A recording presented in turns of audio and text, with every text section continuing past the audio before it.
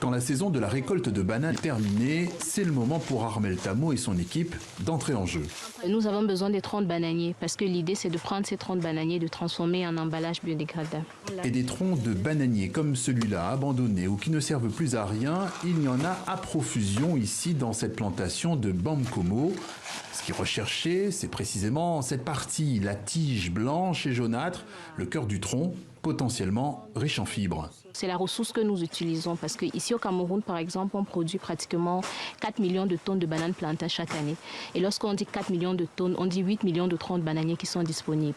Une ressource écolo, alternative, elle permet de lutter contre la déforestation massive du bassin du Congo. Sur ces plantations de bananes, il suffit juste de couper à la bonne hauteur. Essaye de remonter pratiquement à 1 mètre avant de couper pour que le tronc final fasse dans les 1 mètre et demi. Et que le tronc soit encore recyclable. Entrepreneuse avisée, lauréate de plusieurs prix, Armelle Tamo est déjà dans le coup d'après avec une stratégie qui veut minimiser les coûts et gagner du temps.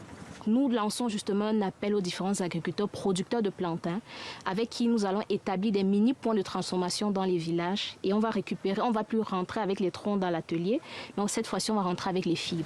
Mais pour l'instant, il faut encore tout charger dans le camion. Il faut encore ramener les déchets à 25 km de là, à l'atelier de Yaoundé.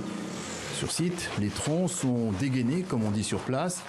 La fibre est découpée, triée, plongée pendant 8 heures dans le chaudron, puis séchée.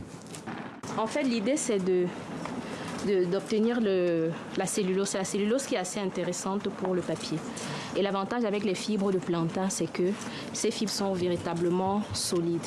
Une garantie de qualité pour le produit fini. Ces immenses feuilles et plaques obtenues seront ensuite, selon le grammage, transformées en carton, en rouleau de papier, en sachet ou en emballage. Une production d'environ 500 emballages par jour vendus entre 1 et 5 euros l'unité. Des emballages en papier recyclé qu'Armelle Tamo va parfois livrer elle-même chez ses clients du centre-ville de Yaoundé. De jeunes entrepreneurs comme elle, soucieux de séduire leur clientèle tout en préservant l'environnement.